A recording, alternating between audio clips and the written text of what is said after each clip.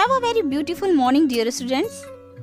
हमारा इतिहास और नागरिक जीवन, पाठ 3, सल्तनत का विस्तार, खिलजी वंश, जिसका शासन काल रहा है 1290 ईस्वी से 1320 ईस्वी तक। डियर स्टूडेंट्स, पाठ का अध्ययन करने से पहले मैं आपको दो चेहरों से मिलवाना चाहती हूँ, जलालुद्दीन खिलजी और अलाउद्दीन खिलजी।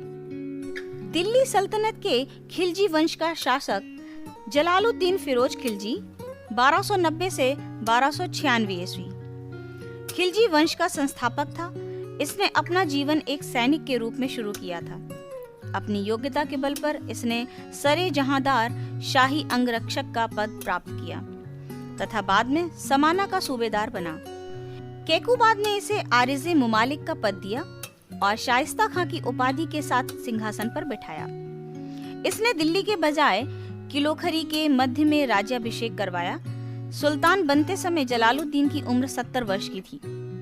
दिल्ली का वह पहला सुल्तान था जिसकी आंतरिक नीति दूसरों को प्रसन्न करने के सिद्धांत पर थी। जलालुद्दीन खिलजी की हत्या इसके भतीजे एवं दामाद अलाउद्दीन खिलजी ने अपने भाई अलमास बेग की सहायता से 1296 ईस्वी को कड़ा मानिकपुर यानी इलाहाबाद में की, जिसे बाद में उलूग खां की उपाधि से विभूषित किया गया।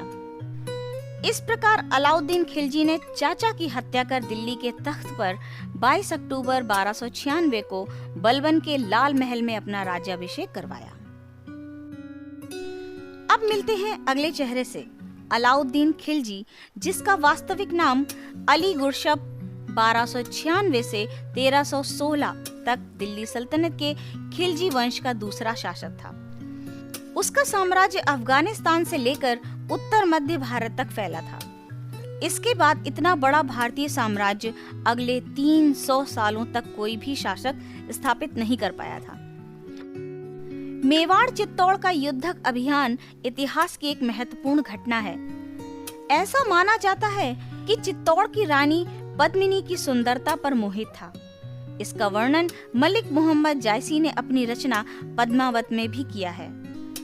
जलोदर रोग से ग्रसित अलाउद्दीन खिलजी ने अपना अंतिम समय अत्यंत कठिनाइयों में व्यतीत किया और 2 जनवरी 1316 ईस्वी को इसकी मृत्यु हो गई। यह भी कहा जाता है कि अंतिम समय में अलाउद्दीन खिलजी को एक त्वचा रोग यानी कोढ़ हो गया था, जिसके कारण वह बहुत परेशान रहने लगा। अंत में उसके वफादार मलिक काफूर ने अलाउद्दीन के कहने पर ही उसको मुक्ति प्रदान की थी। अलाउद्दीन का मकबरा कुतुब मीनार के परिसर में ही स्थित है। आते हैं अपने मुख्य बिंदु पर, पाठ के अध्ययन पर। बलबन की मृत्यु के बाद दिल्ली की सत्ता पर अपना प्रभुत्व स्थापित करने के लिए तुर्क तथा खिलजी सरदारों के मध्य संघर्ष प्रारंभ हो गया। इस संघर्ष में खिलजी सरदार जलालुद्दीन फिरोज सुल्तान बनने में सफल रहा। जलालुद्दीन फिरोज खिलजी के पूर्वज अफगानिस्तान के खल्ज नामक स्थान से भारत आए थे। अफगानों की भाषा में गर्म प्रदेश को खल्ज कहते हैं, अतः ये खिलजी यानी खलजी कहलाए। जलालुद्दीन फिरोज खिलजी ने दिल्ली में खिलजी वंश की स्थापना की। वह एक उदार एवं सहिष्णु शासक था। उसने दंड के नियमों को मानवीय बनाने पर ध्यान दिया और विद्रोही तुर्क सरदारों को संतुष्ट करने की नीति अपनाई। सुल्तान का भतीजा अलाउद्दीन, जो कड़ा कौशाम्बी, उत्तर प्रदेश एवं अवध का इक्तादार रक्षा मंत्री था, देवगिरी पर आक्रमण करने के लिए स्वयं निकला। वहां उसे विजय के साथ साथ अपार धन भी मिला। सुल्तान अपने भतीजे अलाउद्दीन के इस अभियान की सफलता के कारण उससे मिलने कड़ा कौशाम्बी उत्तर प्रदेश की ओर चल पड़ा। कड़ा में सुल्तान की हत्या उसके भतीजे अलाउद्दीन द्वारा कर दी गई। जलालुद्दीन की मृत्यु के बाद अलाउद्दीन खिलजी ने सिंहासन प्राप्त किया। अलाउद्दीन खिलजी 1296 ईस्वी में दिल्ली के तख्त पर बैठा। वह महान विजेता, कुशल शासक और चतुर राजनीतिज्ञ था। उसके सुल्तान बनते समय दिल्ली सल्तनत में अव्यवस्था का बोलबाला था। उलेमाओं का दखल शासन में बहुत बढ़ गया था। अमीर तथा सरदार विद्रोह कर रहे थे। मंगोल आक्रमणकारी लगातार हमले कर रहे थे। इन परिस्थितियों का सामना उसने बड़े धैर्य और सुनियोजित योजना बनाकर किया। सबसे पहले उसने जलालुद्दीन खिलजी की उदार एवं सहिष्णु नीति का त्याग कर कठोर नियमों को लागू किया। इन कठोर नियमों तथा सुनियोजित योजनाओं के बल पर वह विशाल साम्राज्य स्थापित करने में सफल रहा। प्रशासन में राज्य और धर्म का अलगाव। अलाउद्दीन को शासन के मामले में धर्म गुरुओं यानी उलेमा का दखल पसंद नहीं था। इसलिए वह शासन संबंधी नियम बनाने और उन्हें लागू करने में उनकी बातों को नहीं मानता था। सैनिक सुधार के लिए उसने क्या किया? अलाउद्दीन खिलजी की विजयों का श्रेय उसकी सुसंगठित सेना को जाता है। अलाउद्दीन ने एक विशाल स्थायी सेना का संगठन किया। उसकी सेना में 4,75,000 सैनिक थे।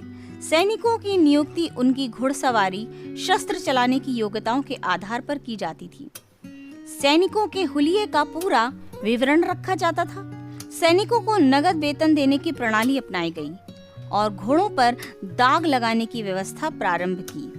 अपने विस्तृत साम्राज्य की सुरक्षा के लिए उसने अनेक नए किलों का निर्माण करवाया तथा पुराने किलों की मरम्मत करवाई। इन किलों को रसद आपूर्ति की भी पूरी व्यवस्था की गई। राज्य विस्तार के लिए उसने क्या किया? सुल्तान बनने के बाद अलाउद्दीन ने अपने साम्राज्य का विस्तार करना चाहा। इस उद्देश्य को पूरा करने के लिए उसने गुजरात, रणथंबोर, चित्तौड़, उज्जैन, मांडू, धार तथा चंदेरी के राजपूत राजाओं को हराकर उनके राज्यों पर अधिकार कर लिया। अलाउद्दीन के सेनापति मलिक काफूर ने दक्षिण भारत के देवगिरी, तेलंगाना, वारंगल और होयसल राज्यों पर विजय प्राप्त की और उन्हें सुल्तान की अधीनता स्वीकार करने के लिए विवश किया। इन शासकों को इस शर्त पर अपने राज्य में शासन करने दिया कि वे सुल्तान को कर देते रहेंगे और उसकी अधीनता स्वीकार करेंगे। अमीरों तथा सरदारों पर उसका नियंत्रण कैसा था? अलाउद्दीन का मानना था कि दावतों तथा उत्सवों में मिलने से अमीरों तथा सरदारों में निकटता तथा आत्मीयता बढ़ती है, जिससे सुल्तान के प्रति षड्यंत्र एवं विद्रोह करने का अवसर मिलता है। अतः विद्रोहों को रोकने के लिए अलाउद्दीन खिलजी ने दरबार के अमीरों तथा सरदारों पर कठोर प्रतिबंध लगाए। उनके इलाकों पर राज्य द्वारा अधिकार कर लिया गया। अमीरों की दावतों, मदिरा पान एवं गोष्ठियों पर भी नियंत्रण लागू किया गया। सुल्तान की पूर्व आज्ञा के बिना अमीर सामाजिक समारोहों का आयोजन नहीं कर सकते थे। गुप्तचर सदैव उन पर नजर भी रखते थे। इन प्रतिबंधों से सरदार और अमीर भयभीत रहते थे। सुल्तान के विरुद्ध किसी को सिर उठाने का साहस नहीं था। इस प्रकार उसका अमीरों पर पूर्ण नियंत्रण था। मंगोल आक्रमणों का प्रतिरोध। भारत की उत्तरी पश्चिमी सीमा पर मंगोलों के आक्रमण होते रहते थे।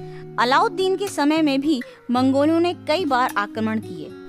मंगोलों के आक्रमणों से सुरक्षा के लिए अलाउद्दीन ने बलबन की भांति पुराने किलों की मरम्मत करवाई और नए किलों का निर्माण करवाया। इन किलों में उसने योग्य और कुशल सेना रखी। यह सेना मंगोलों के आक्रमणों को रोकती थी। उसकी कृषि नीति कैसी थी? अलाउद्दीन पहला मध्यकालीन शासक था जिसने लगान का सही अनुमान लगाने के लिए भूमि को बिस्वा से नापने की प्रथा शुरू की। खराज यानी लगान पैसों से नहीं बल्कि अनाज यानी खाद्यान्न के रूप में वसूल किया जाने लगा ताकि नगरों को पर्याप्त मात्रा में खाद्यान्न पहुंचाया जा सके।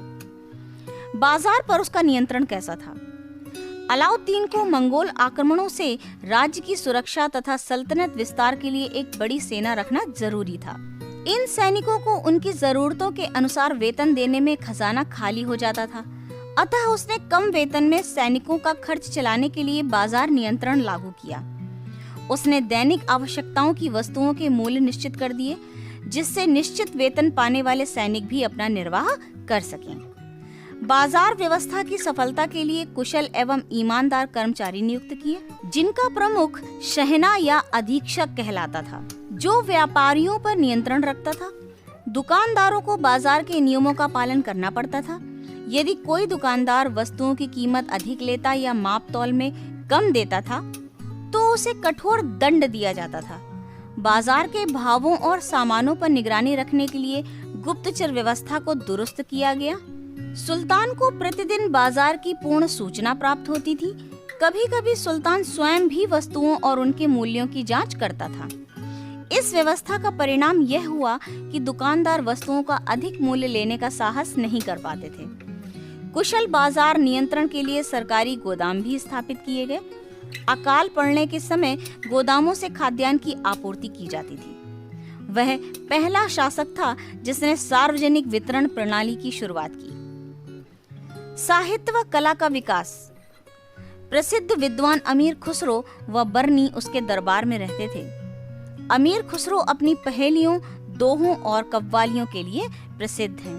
उन्हीं पहेलियों में से एक आपके लिए। एक गुनी ने ये गुन कीना, हरियल पिंजरे में दे दीना, देखो जादूगर का कमाल, डारे हरा निकाले लाल। कमेंट बॉक्स में मुझे जरूर बताइएगा कि इसका हल क्या है। अलाउद्दीन ने दिल्ली में एक विशाल टैंक का निर्माण कराया जिसे हौज खास के नाम से जाना जाता है। उसने दिल्ली में 1000 खंबा महल का भी निर्माण कराया।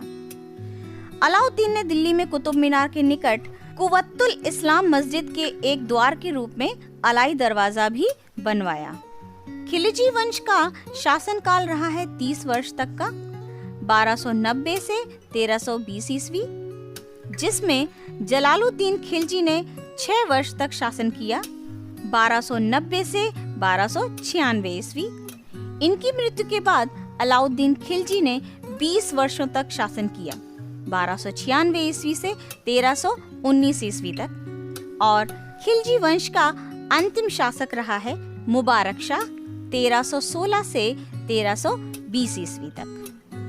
डियर स्टूडेंट्स, ये चैप्टर अब यहीं समाप्त हो रहा है। सल्तनत काल का विस्तार खिलजी वंश में हमने 1290 से 1320 ईस्वी तक का 30 वर्षों तक का शासनकाल पढ़ा और इसका अध्ययन किया। मिलते हैं अगले वीडियो में इसी पाठ के अभ्यास कार्य के साथ। तब तक के लिए अपना ध्यान रखिए, अपने इस समय को बेकार न जाने दें। घर पर सुरक्षित रहकर इन वीडियोस का लाभ उठाइए ताकि आपकी पढ़ाई में किसी प्रकार का विघ्न न आने पाए और वो सुचारू रूप से चल सके।